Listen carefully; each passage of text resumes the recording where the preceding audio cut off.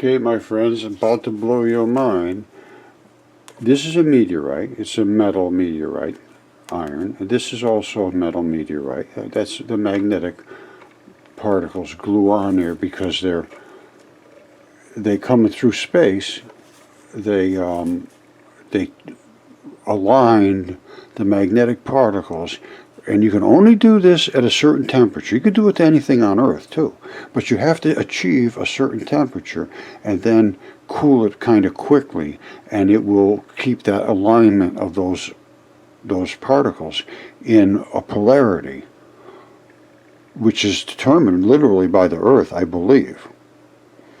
So it has to cool kind of quick, and that's what these have done. Now, other meteorites may not even actually have any magnetism in them because they may have cooled very slowly.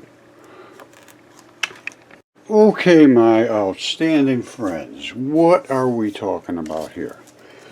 I have been telling you for years now about the transition metals that are in your blood. And if you don't have those transition metals, you can't move molecules around. In addition to that, you have to have enzymes. They do the chemistry. But let's focus in on the metals for right now. They're looking at 12 metals and the metalloids in blood of the general population of Wuhan, of China. Now, let me show you what is in your blood.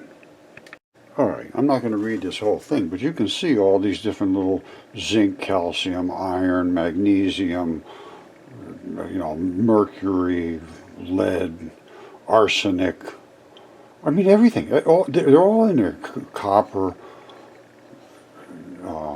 manganese, cadmium.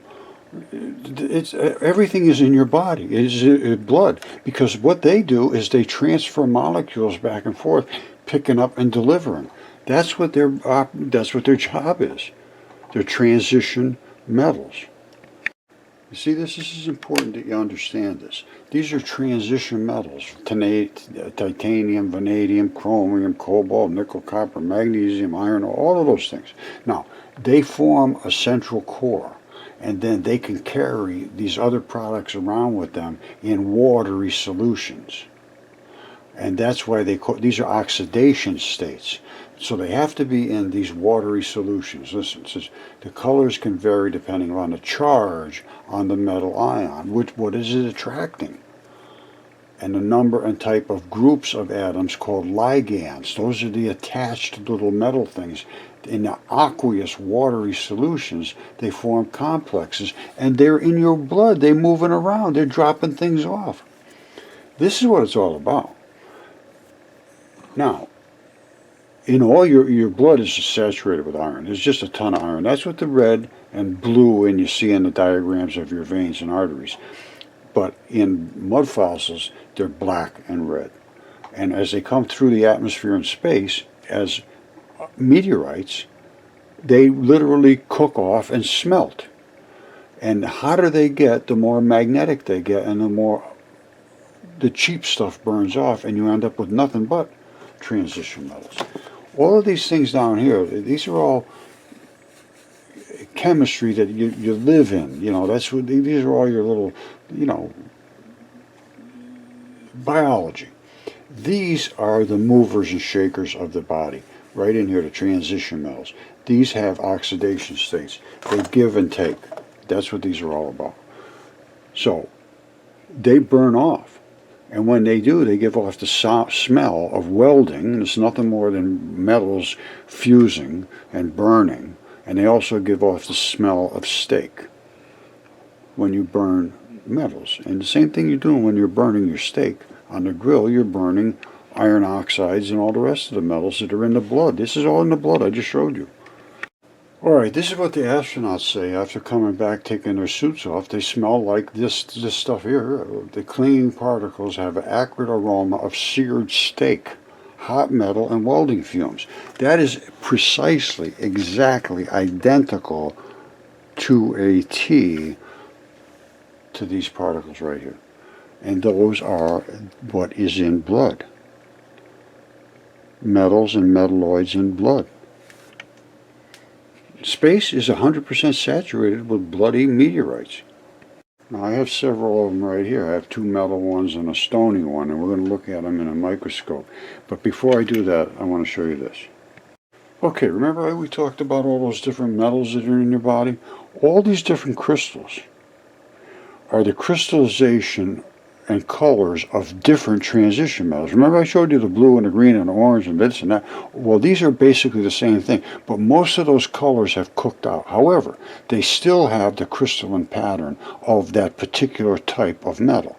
What's going on here? Black and red. I don't know if you can see that or not. Let's see if we can home in on that. Hold on a second. Okay, this is a meteorite. This is an iron meteorite. Now, let me back out. You see that red spot right there? That's coming right in from the side of the meteorite, which is the side of, I believe, a liver or a heart, one or the other. The first one was red. This one is black as black guts. And that's because this one is the vein. The other one was the artery. And all of these different metals are the different metals that are in blood. Now, a liver is just saturated with blood of all different, blood is blood. It's just all kind of different metals in that plasma solution. Now, hearts, lungs, liver, all very dense. This is so dense. To me, this would probably be a liver. I don't know.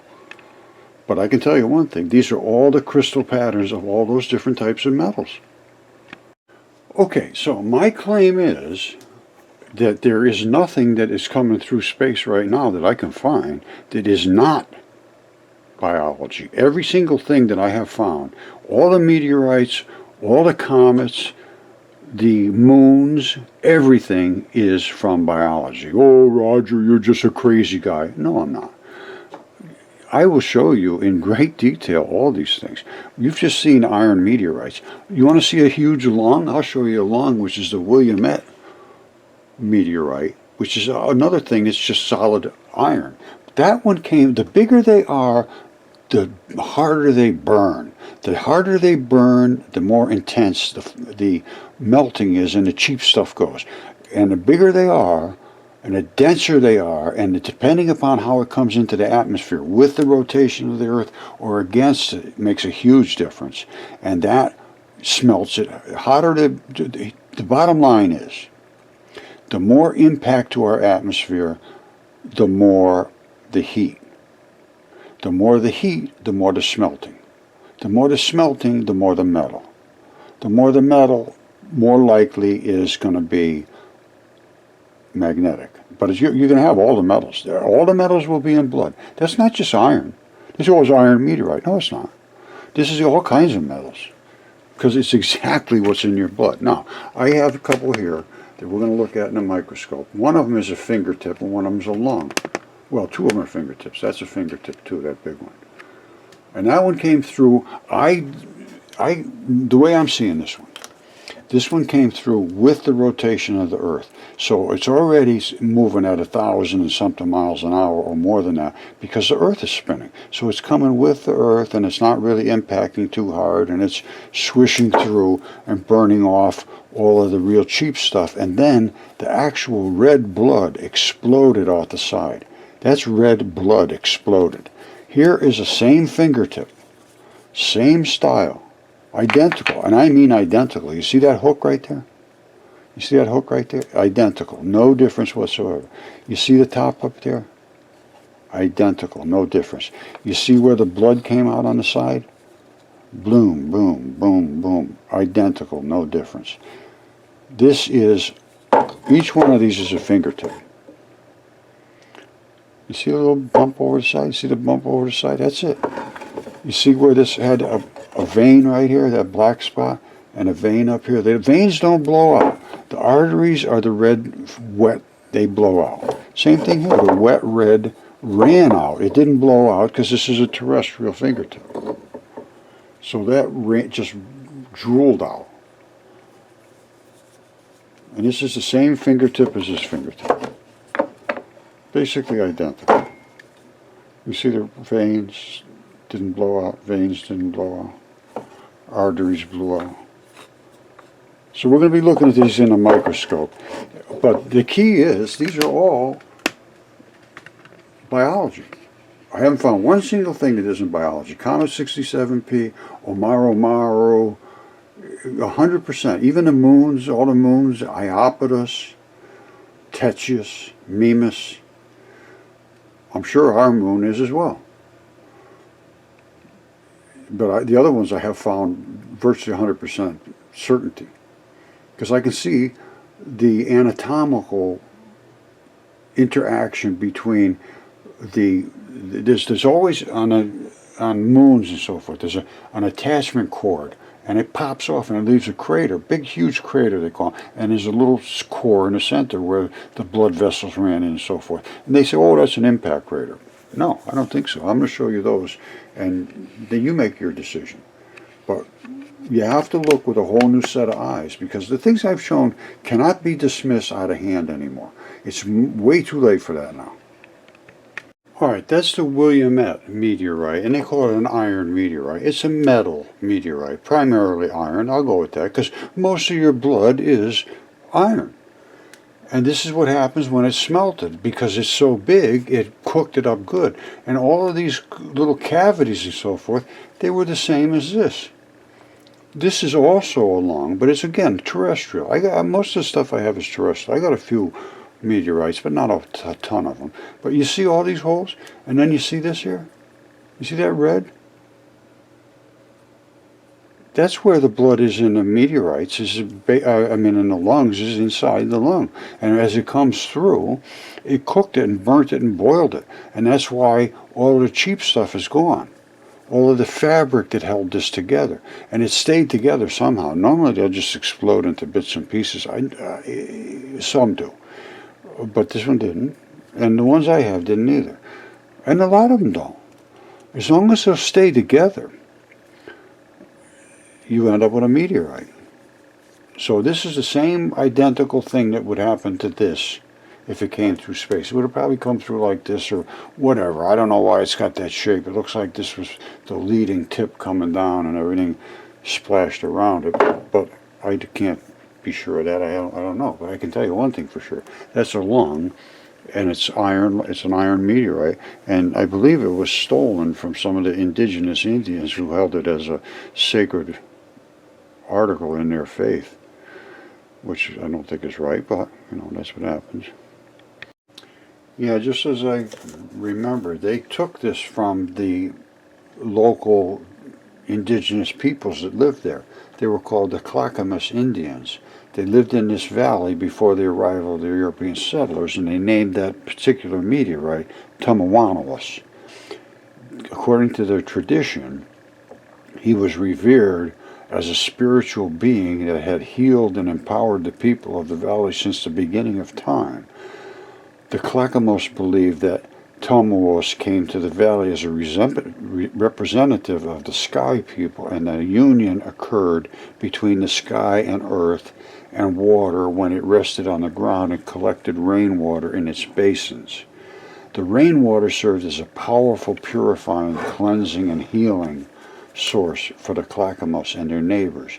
Tribal hunters seeking power dipped their arrowheads in the water collected in the meteorite's crevices.